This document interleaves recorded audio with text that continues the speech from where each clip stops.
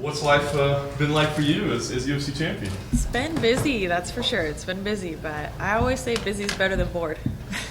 They always say that, obviously you were a superstar anyway, you were out front, but when you become a champion, it does become that much busier, that much harder to train and stay with it. What have the challenges been like balancing everything? It's definitely been busier, but it's not too far of an adjustment. At least I kind of had eased my way into that, into that position. So it's just I'm forced to get better at time management. That's all. That's a skill set I needed to work on anyway. So. Do you enjoy it? Because I know that's a lot of the same interviews over and over, a lot of the same, doing the same thing every day. I mean, is it enjoyable to you, or do you find it distracting and frustrating at all?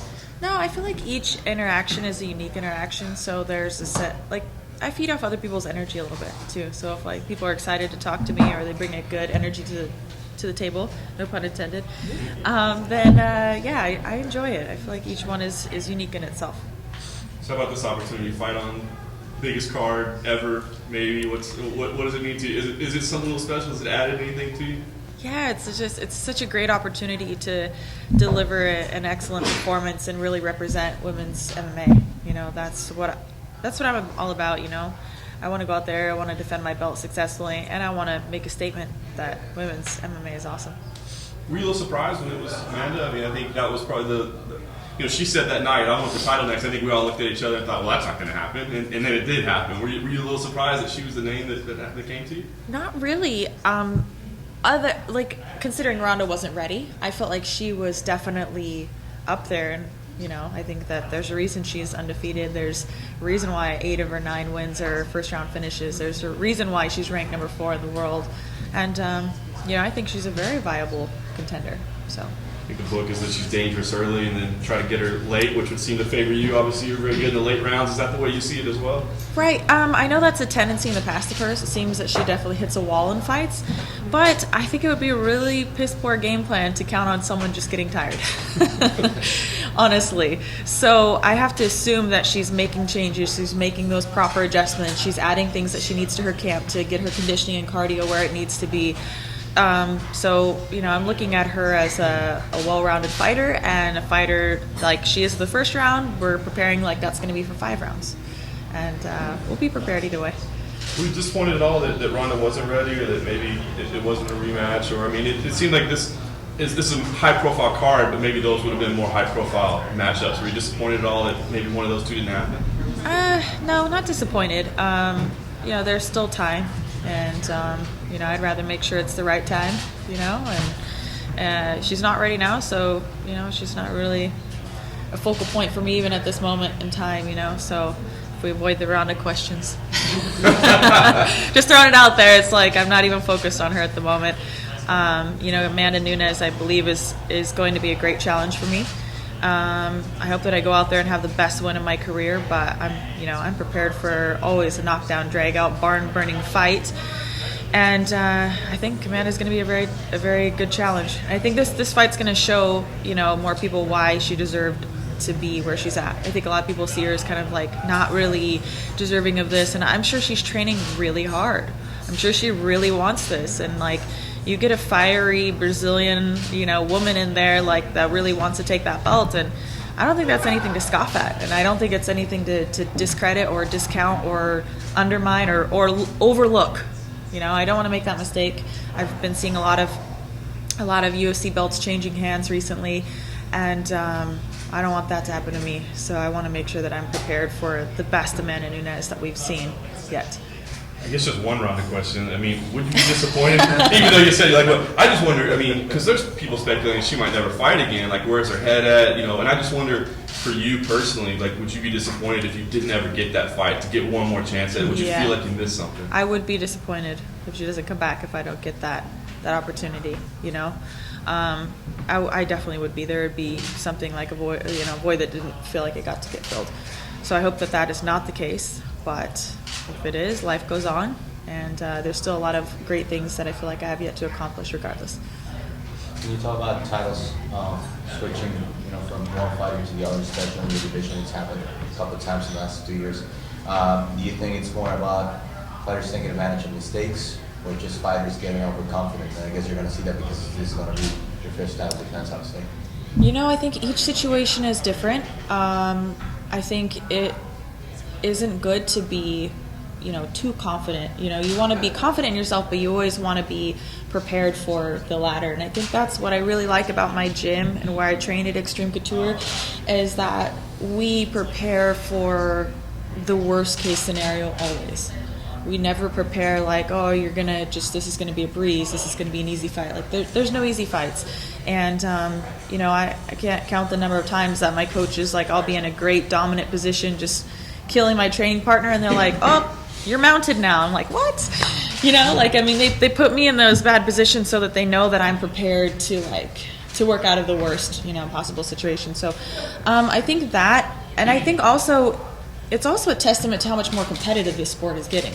Sometimes it's not necessarily a lack of preparation on the champion's part or whoever gets beat's part. It's just that on any given day, someone can come up, and take away the belt or whatever. So that's the same thing with Amanda and these girls in the division. It's getting deeper. It's getting more competitive. It's there's more pressure. And I think that's also a testament to just how competitive that on any given day, someone can beat someone. Misha, with where you are now, doing Conan, all these media obligations, you've been preparing for this for a long time. You've been working hard to be in this role for a long time. Does it make it easier because this is kind of what you expected and what you've wanted for a while? Yeah, I like it. I'm soaking it all in. I'm enjoying it. I'm really happy where I'm at, and I definitely don't plan on going anywhere anytime soon. So you guys aren't getting rid of me anytime soon. There was an article on TMZ last week. Holly Holm manager had said that she had been turning down some movie opportunities, focused on training, focused on fighting. I know that you've had some opportunities as well that you've turned down. Has that been difficult to turn down some of those things, and why did you do it? Well, yeah, there's definitely been things that you turn down, but the thing is you have to keep your eye on the task at hand and the prize at hand. Like, what do you really want? That's a question I have to ask myself. What do I really want? And to me, the most important thing is to defend my belt. That's not making movies. It's not anything else, And if those things can fall into place in a time when it makes sense, great. But in the middle of my training camp or anything that's going to affect that at all, it's like you just gotta tell them no. If those opportunities are there now, they'll surely be there after I defend the belt successfully again. That's the way I kind of look at it. So if I don't defend the belt, potentially I lose a lot of opportunities that could have been there, because I'm the champion. Would it be a lot to juggle? Because Ronda tried to do it and she ended up losing the belt. Is it a lot to juggle, the outside stuff and the fighting stuff? Oh, it's definitely a lot to juggle, and there has to be a point where you say no. No, I can't do this. No, I can't do that. No, I can't do this. Maybe some people think that you're stuck up or arrogant or whatever, but I found that for the most part, I feel like people really understand that. They're like, no, I get it. I understand you're busy. We'll talk after the fight. Don't worry about it. Like everyone's going to try, but it's like, this is really nice because I can get everyone here in one spot and just knock it all out. But like turning down a lot of media requests, turning down some different various opportunities that just don't fit into the schedule, but that doesn't matter at the end of the day. I got to defend the belt. That's it. Would you want to do movies and that kind of stuff in the future, though? Yeah. After all this is... Yeah, absolutely. I surprised myself with the Fight Valley movie that I actually liked it. I actually liked acting. I was like, I didn't think I was going to be very good at it, to be honest. I don't even know if I really was. I'm not saying that I was, but I liked it. So that was also interesting to me. I kind of thought that I wouldn't really excel or be interested in something like that, but learn something new about yourself every day. So I liked it. It was fun. Thanks. The Conan spot is your first go around on late night TV, isn't it?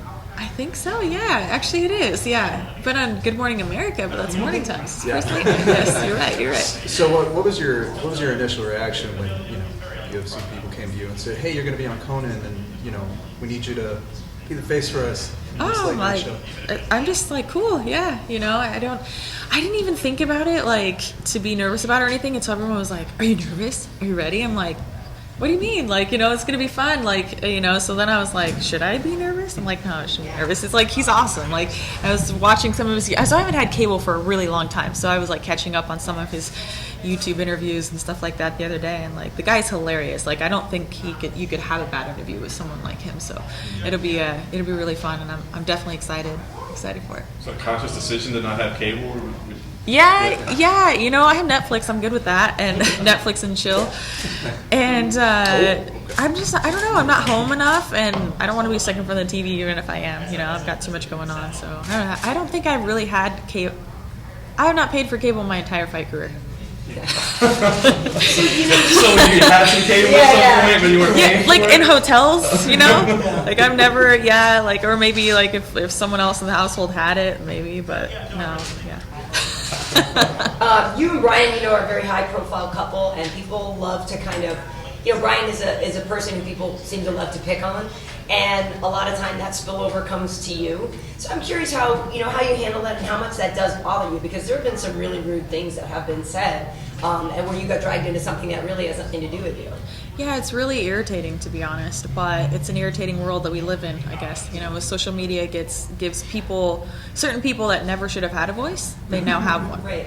And they have the potential to reach someone at any given point. And, it's annoying because people don't have to be accountable. They just hide behind their computer. But then you sit and think like normal, productive members of society are not living their lives on social media, and certainly not just to talk crap to people that they don't know. You know, there's one thing that I grew up learning was like to get to know someone before you judge them. Yeah. You know, and you may know of me, but you don't know me. You know, and if you don't know, like I just say don't judge. And the same thing, like people know of Brian, but they don't know him. And there's this really big misconception out there that he's some kind of asshole or something. But I, beg to differ, and I think he's an amazing man. And something that really I think he doesn't get enough credibility is that women, for some reason, for the longest time and throughout history, have been the supporting role. You know, have been the supporting role to like a man's dreams and success and his ambition. And the good old saying is, behind every strong man is a strong woman. You know, behind every great man is a great woman.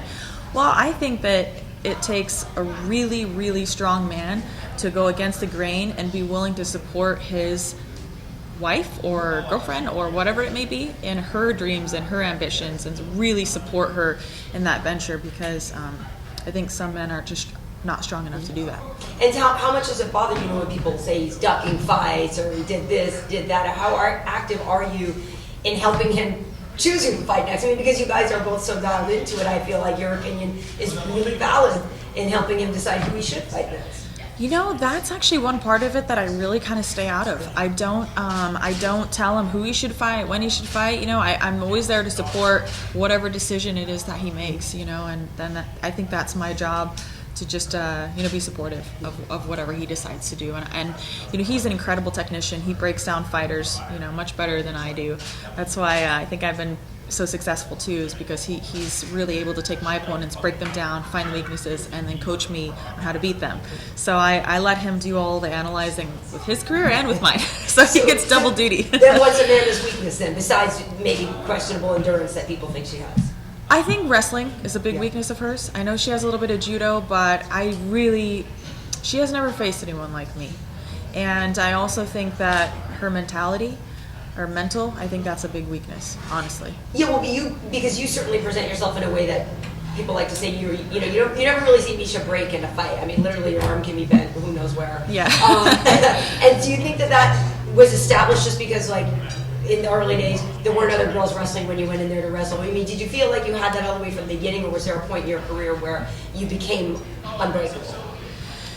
Yeah, I think I didn't realize that I had it. I think that with time, I kind of began to understand that about myself, and I had this hidden strength that I would have never maybe harnessed if I hadn't really pushed the edge of the envelope and pushed myself beyond my comfort zone, beyond the breaking point.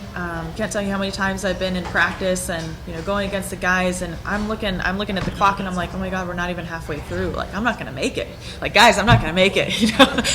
And and then it's just like, okay, just one more round, and pretty soon practice is over, and that rewarding feeling of like, I never gave up. I never, even though like, yeah, I had that moment in practice where I was like, I don't think I'm gonna make it, I still kept going, and that just kind of reassured myself that I can get through anything. Do you find that that's something that you get asked about a lot? Because at this point, whether you liked it or not, you're a role model for young girls, and I feel like you probably get a lot of questions from them. Is there one recurring theme that you hear from girls that are trying to become fighters? Yeah, a lot of girls want to know, like, how to do it, what to do. They look for guidance, you know, and I see passion, but they're like, what do I, you know, what's the proper way? How do I get to where you are? What did you do? And you know, I always just try to give them the best advice to really find a good place to train, find people who are going to support you and look out for you, that aren't going to feed you to the wolves, they're not going to, you know, throw you in fights you're not ready for, and train seriously and train like-mindedly as your male training partners. Don't segregate yourself. You know, don't go in there and think like, well, I'm a girl, or any other excuse. Like, just don't go in there with excuses. Like, go in there like you're just an equal, and you know, you'll find that the men will quickly adapt to your mindset as well. You know, I think a lot of times guys get criticized like, oh, you know, they didn't want me there, they didn't this, that. Like, maybe at first, but once you prove yourself, actually, I think they become like brothers. Like, they become like your biggest supporters, and it's not such an uphill battle as maybe someone would think once you establish your strong character. It's they just kind of welcome you into the family, which is nice. Misha, your the podcast you do, it's almost no MMA. It's almost like a total non-MMA podcast. Was that a concerted effort? Is that what you wanted to do? Is that, and why was that? Yeah, so I appreciate you bringing that up, by the way. The podcast has been just an entirely passionate venture. I'm not making money off of it. I don't try to sell things on there. But it's just fun for me, and I feel like it gives maybe the fans a deeper look into who I am, more than just the fighter. It gives, you know, it's the Misha Tate Show, so I talk about whatever interests me. I talk to really cool people, and have a lot of interesting conversations, and I just try to give people more insight, like I said, as to who I am, what I'm about, what interests me, and I tell a lot of backstories there, my childhood and things like that. So I figure it's not only fun for me because I get to talk to really cool people and develop relationships that otherwise wouldn't really make sense. You know, sometimes you meet someone in passing, you meet someone on a plane, like I met Pedro, what's his last name? Come on, I always forget names. He was on Orange is the New Black. He was the one with the mustache. You know what I'm talking about? Yeah. Porn stash? Yeah. Yeah, well, anyways, so I sat next to him on a flight, and, you know, we talked all the way from, like, Las Vegas to New York. Now, he's someone like that you see in passing, and you probably, maybe if you ever see him again, you'll be lucky. But it would be like with the podcast, like, hey, will you come on the podcast? You know, it's a great opportunity to really connect with cool people and get to know them and develop relationships, and it's just fun. Like, I absolutely love it. It's an entirely passionate, driven venture for me. Is this like a post-career type thing that you might want to do, talk shows, like that kind of thing? Yeah, absolutely. I hope it would open, you know, any kind of doors that would continue me on that kind of venture, because I really like talking to interesting and cool people. So hopefully. Misha, you've been through this before in some sense. You've won a major title before, but then obviously the defense is something new to you.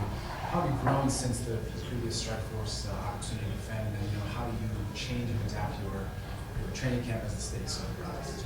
I feel like I train at one of the best gyms in the world at Extreme Couture, and I feel like it's one of the most underrated gyms, and I think it has the most underrated coaches there. The coaches there don't get a lot of limelight, and that's not by accident. It's because of the characters of the coaches are so selfless there that they don't care about recognition. They don't care about themselves. They only care about what they can do to make the fighter better. And you know, I can say that wholeheartedly about Robert Wallace and Jimmy Gifford, my striking coach and my MMA coach. They're phenomenal. They're amazing. They're a huge part of what got me here. We're on a 5-fight win streak, and the progression from Strikeforce to the UFC, you know, it's all been a learning experience. Obviously, you know, Brian had I can't even count. Could not even begin to list how instrumental he's been in my career. That goes without saying. But when I made the transition to Extreme Couture, it just helped all those other pieces, because Brian was trying to wear so many hats. He's a fighter, he's a coach, he's the team captain, he's helping manage my career, he's managing his career. It's like, it was just too much. So when we brought the other coaches in, it helped kind of like be the buffer between the boat and the dock, you know, and they just helped everything transition so smoothly. And they're all very important pieces to the training camp. You've actually managed some fighters now, is that correct? Yeah, I do, sort of. You know, it's loosely. I don't like ask for money or anything, but I just give them guidance. You know, I manage my best friend Nick DeLee Rivera Kolonak, my other best friend Cindy Dandois, who fights for Invicta, and I help also with Gustavo Lopez, who's one of my training partners. Brian and I can help him. How does sort of taking on that role change your perception of the fight game in general? I don't know. That's only Is there a convenient. boat? Yeah, it goes down Sunset. I can't say that it's changed my perception of the game because it's not anything really new. You know, like they're growing fighters, they're evolving, they're trying to get to where. So it just, you know, reminds me of like where I was at one point. So I just do anything that I can to help them to achieve their goals and dreams, as people did for me when I was coming up and I didn't have much. You know, I didn't have a name, I didn't have money, definitely didn't have money, and you know, people went out of their way. It's a very kind community, honestly. Like when you talk about the fighters and the coaches, it's a very close knit and very helpful. A lot of people are willing to do things just out of the goodness of their heart. So that's another thing that I love about MMA. Bishop, when you fought Ronda, when you fought Holyfield, you were the underdog. Now that you're the champion, has there been like a change in the mentality that you've had recently, right? Yeah, I mean, there's just something different about me. It's not necessarily my mentality of, you know, how I fight or anything, but there's just a sense of like primal possession over that belt. Like it's just like I feel so much more fierce about it because I really have something to protect now. And you know, I think that's going to add a sense of ferocity in my fights that we haven't seen before. This will be the first time that I protect the belt. And as far as your training, has there been any change? No, you know, the training really hasn't changed except it's just better. It's just better. I've never felt so great. This is by far the best camp. And you think it gets just as good as it's ever going to get. And then, you know, it blows my mind that I continue to evolve as quickly as I do, learn as much as I do, and continue to get better every single fight camp. You know, that's just a testament of how much I really want this and how much I really love the sport, that I'm always looking for the next best, innovative way to be better. Oh, sorry. Which way? Oh. You're in the fight game for a while, obviously, and going back to the Stratford days of the Gina Carano's and the Cyborgs of the world. Do you ever visualize the sport, the women's side of the sport, getting so big? And what went through your mind when everything started getting so big? So it all really started with Gina Carano and Cyborg when they fought the first time as a main event for Strikeforce on television, and they sold crazy numbers, better than the guys did. And that was like the yes moment, you know, like yes, good on women's MMA, you know. I had always believed it, but it's one thing to believe it yourself because you might be biased, you know. I was always a fan, obviously, and I always wanted it to do well, but like to see other people reciprocate was like, okay, I think this could really, you know, yeah, like this is what I've been saying, you know.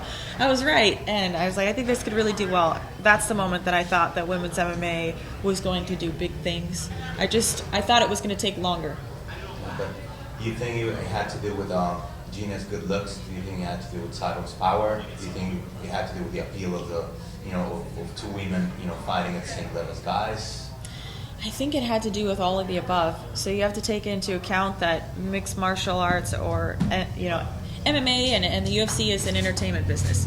So there's different ways to market and sell things. And with all things into account, I think those two like paired for an incredible draw really well. And yeah, I mean, it never hurts to look good doing what you're doing, you know. Cyborg made 139 pounds when she had her UFC fight. I think you posted something on social media about 4 more pounds to go. How do you feel about that? You did a movie with her, so face to face, did she feel a lot bigger than you? Do you feel she could make 135 pounds? I think she can make 135 pounds, but yeah, she's a very big girl. You know, she's naturally big, and I'm sure that it would be really a difficult cut for her. You know, she'd have to lose muscle. She wouldn't just be able to cut the water weight. She has to come down, you know, and I think she was smaller than she was when I saw her in the movie, you know, because we filmed it, oh, man, I think it's going to be almost a year now, something, 9 months ago. So, yeah, it's been a little while, but she looked like she's coming down in size, and it would be cool to see her come down to 135 and, you know, be able to challenge for the belt. That would be awesome. You mentioned in the past that you go up to 140 and fight her, but does that change now that you have the belt? No, you know, it hasn't changed, but the thing is I don't know if I cannot fight for the belt while I'm the champion. I don't know how that works. Have you asked McGregor? Yeah. Yeah, well, I'm not Conor McGregor, so I don't know how, you know, he has like his own set of rules. So I'm not really sure. Like, I wouldn't be opposed to it, you know, but I think it would be better if we could make it a title fight. But, you know, at some point, if that comes down and it's allowed, then, like, of course, like, because, I mean, I think it would be really cool to fight Cyborg, honestly. Like, to really, like, see what it's like to be in there with someone of her power. And to see, you know, like, I'll be the first to admit, like, physically, I think I would be at a disadvantage. But I think that I can be the one to prove that I have the heart, the durability, the determination, and the willpower and technique to overcome that kind of challenge. And that intrigues me. That would be very rewarding to me. Do you think that when Cyborg made her UFC debut, that was a really big game changer for women's MMA in the UFC? I don't know. That's a good question. I don't know if it's a big game changer until she commits to the division. You know, because I had assumed that by coming to making 139, I just automatically assumed that 135 was next. I thought this was a transition. But I'm still a little bit confused by, like, why she's going back, you know, to Invicta at 145. Like, is she coming to the UFC? Is she not? Like, is she staying at 145? Is she coming to 135? You know, what's going on? So I don't know if it was a game changer, but it was definitely interesting, and it was cool to see that she could, you know, come down that low, you know. Misha, early on in my career, you actually suffered a head kick knockout, so you've sort of been through that. I mean, it was a long time ago. Can you maybe share with us sort of the mentality of coming back for something that's, you know, rather devastating?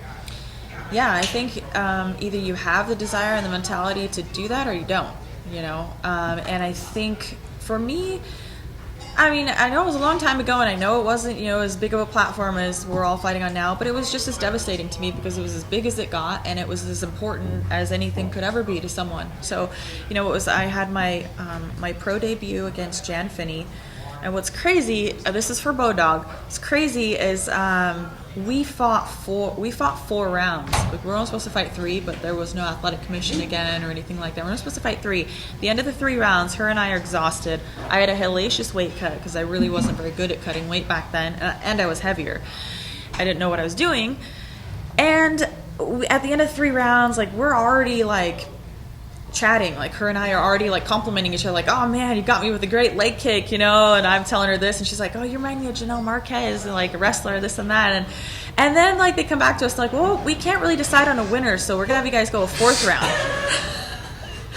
We're like, okay, like, I just told her everything she did great, you know, like. And so we went a 4th round, and they were going to try to make us go a 5th round. And, like, I was like, her and I were just so tired. We were like, we can't go a 5th round. And so they had the referee decide who won instead of the judges.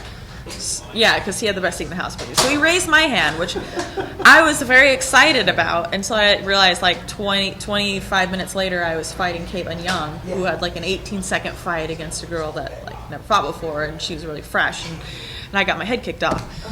But needless to say, coming back from that was a learning experience again. You know, not a fan of tournaments, and yeah, it was just one of those things. Like, it broke my heart. Honestly, it really did. It broke my heart. But I felt like I could learn from it and I could get better, and that's what I decided to do. Misha, before the fight, with Holly, you guys are very cordial with each other. You made a joke at the press conference that Connor and Nate were going at it, and you and Holly were, you know, doing secret handshakes. There's been some negativity from her team since that happened. Do you have a different opinion now of her and that whole situation? Not of Holly, no. I can't say enough nice things about Holly. She's always been incredibly nice to me.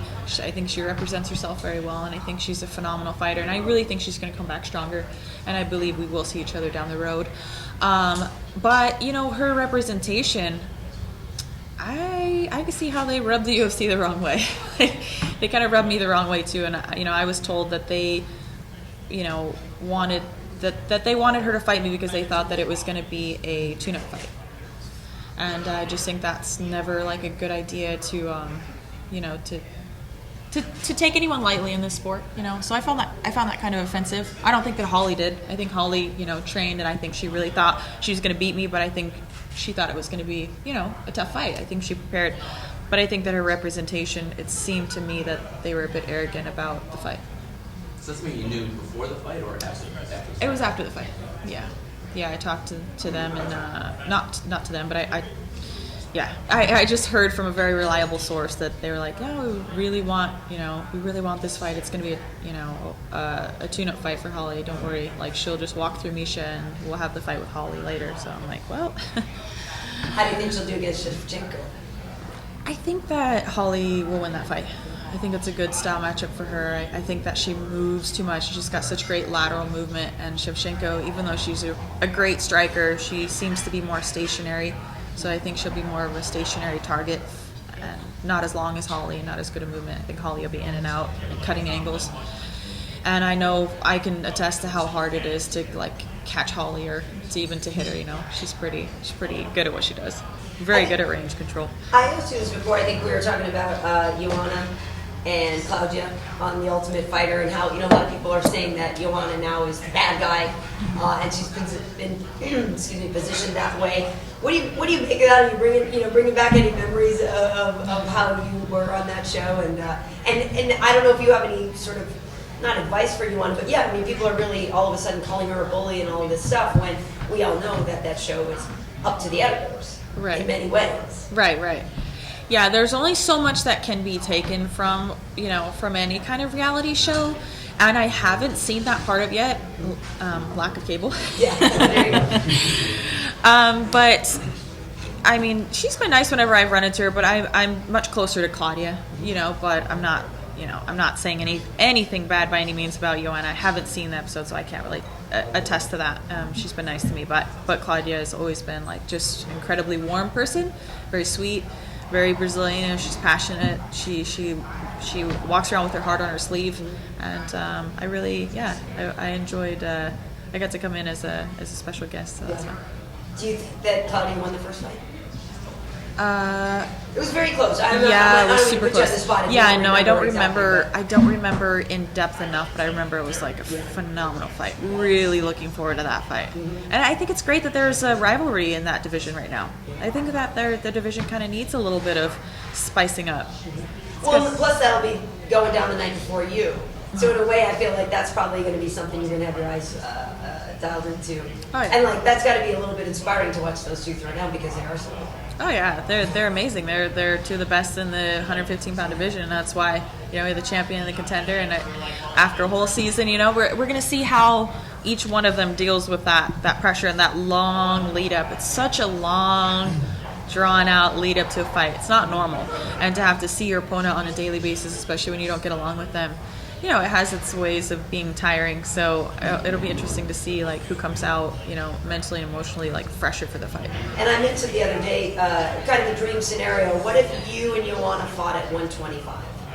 That'd be cool. It's like, yeah. Because Yeah, what the heck? Why is there there's catchweight fights happening? Yeah. Like what happened with that? Like why is there 125? Well, the backstory on that one was that JoJo knew she wasn't going to be able to make 115, and that she had asked to fight at a catchweight, and it depended on if the opponent would accept the catchweight, and Valerie accepted it. Oh. So, according I want to fight at a catchweight. Yeah, from what I understand from Sean, there won't necessarily be a whole division yet, but that was a special case for that fight. Okay, yeah, so I didn't even know that backstory, but it was interesting. I thought it was a great fight, and, it intrigues me if there was a 125-pound division. It definitely intrigues me. Not making any promises, but it does intrigue me. You can make 125, right? So, Yeah. I mean, I think I woke up the other day at 145, 46, so I just stay hover around there. Would it be something you'd want to do? If you could do it, would you prefer to fight at 125 or? It interested me a lot at first, but now that I'm the champ at 135, I kind of want to really make my statement there a little bit. And if the opportunity was more appealing at 125 than if that opened, then yeah, it could definitely be. But it's hard to see that right now without it actually being there. Like what girls would go down, what girls would go up. Because we were talking that there would be enough small 135ers you would think could come down, and enough girls who have a hard time making 115. But that would go up. But according to Sean and stuff, that they're still they still have to try to find enough girls to flesh everything out, and they just couldn't do it. Well, and it would thin out to other divisions that are just full enough. So yeah, I don't know. I think it's off a little ways. So yeah. Misha, being the champ now, do you feel like you have an obligation to be this kind of ambassador or spokesperson for women's MMA? And if so, like, what kind of responsibilities do you think you have in that kind of position? I think that it's kind of the way of it, I suppose, and I'm kind of representing women's MMA as a champion right now, which it's exciting for me because it's something that I've been so passionate about for such a long time, and I'm a big supporter of other women in this. You know, we need other strong women in this division. It's not just all about me. You know, I need other strong contenders, and I want the 115-pound division to flourish, and that's been a big goal of mine. That's why I wanted to start a women's team at Extreme Couture. So, you know, we have about 6 or 7 women that are really strong, up-and-coming women that are training there right now, and I hope that we get more. And I want to see, you know, someday when I'm not, you know, physically active in this anymore, that it continues to flourish and do well. What do you think, like, say, looking forward to the future, your fighting days are done, like, what kind of role do you see yourself doing to kind of get that message across that women's MMA is this, and, you know, it should be celebrated and things of this sort? Yeah, well, I hope that I can continue to help young girls that are looking for guidance to come up, and hopefully I can show them the ropes or help them. I mean, I've seen myself. I've envisioned myself matchmaking. I've envisioned myself managing. I've envisioned myself coaching. You know, I've envisioned obviously working at Fox, which is, you know, completely off topic of that. But like, I love doing that as well. But talking about, I will be involved in MMA regardless. You know, once I'm past the physical prime of being able to fight, I will find a way to continue to feed my passion, you know, one way or another. The UFC 200 is going to be another women's bantamweight fight between Kat and Juliana, 2 people you're very familiar with. How important is it to you to maybe have the opportunity to rematch Kat at some point, and then also what do you think about maybe fighting Juliana to have a relationship? Yeah, fighting Juliana is not ideal. It's not something that I want, but it is something that we both told each other a long time ago that we would only fight each other if it was title holder and contender. So now that I have the belt, and if she wins this fight, obviously she'd be a very, you know, arguably like a top contender. So it's something that we have discussed, we understand, it's there, hasn't affected the friendship. You know, her and I were just texting today.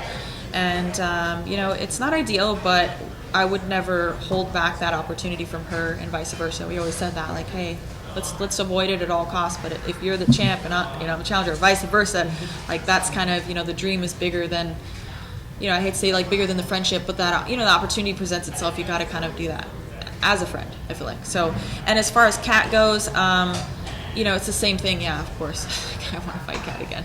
I want to avenge that loss, and I definitely think that's very doable. We'll see what happens on that fight and who comes out on top. And still got to keep my focus on Amanda for the moment. Kat took a few shots at you recently. I don't know if you saw that. How because she beat you and Nunez, so she was like, well, why am I not getting the title shot at UFC 200? Yeah. Oh, I think she's not getting the title shot because she's been on such a long layoff. Yeah, I mean, that's it. You know, you can't. Well, it depends who you are, but like, there are some rule benders in this sport. But there's, you know, usually not on a. She's on a really long layoff, came back, fought Ronda, lost. Now she's on a really long, you know, pretty long layoff again, coming back off a loss. I mean, I just think it would be hard to make an argument as to why she deserves that over girls like Amanda who have been really active and on a win streak. But you know, it does not take anything away from Kat. She just has, you know, has a little bit of work to do, get back in there and shake off some rust. And, you know, if she wins this fight, then that will say something. But I got a lot of faith in my girl Juliana too. She's an amazing fighter. You mentioned wrestling earlier was the weakness for Amanda Nunes. The past few fights, you've stayed standing up for the most part. The last fight, you had somebody with these long kicks, this length trying to keep you away in the lateral movement. Do you feel like you finally got someone who's going to come in brawling and walk into what your strength is, wrestling, and maybe we see a fight where you're taking it to the ground a lot more than you've been able to in the last few fights? It all depends on the style of the moment, you know, and I wouldn't put it past me to stand and bang with Amanda too. You know, I've been getting much more confident on my feet, and I don't feel like I need to take this fight to the ground. I think that what my goal in this fight is to break her, and that's it. Like, no matter how. I don't think Amanda really likes to get hit. I think she thinks she likes to get hit, but I don't think she does. And I think she likes to be delivering.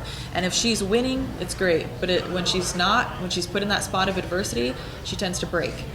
And I don't even know if it's so much a question of cardio as it is like, how bad does she really want it? And so I think there will come a point in the fight where that becomes a question in her mind, and it won't be a question in my mind.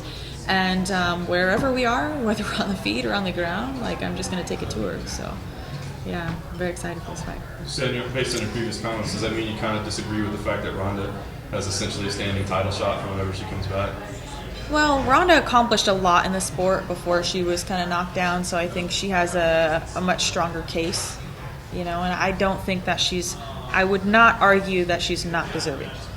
So, that's different. Yeah, it's a little bit different. Last question, anybody? Misha, obviously with being the champion, the fight promotion responsibility is kind of taking an uptick, but how's your personal life kind of changed, outside of the octagon, outside of the cage? Are you experiencing different things? Is things a little harder to handle, easier to handle? What's that like? What do you mean exactly? There's Like a lot just to that- personal life. Well, I mean, not to get too personal. but, Right.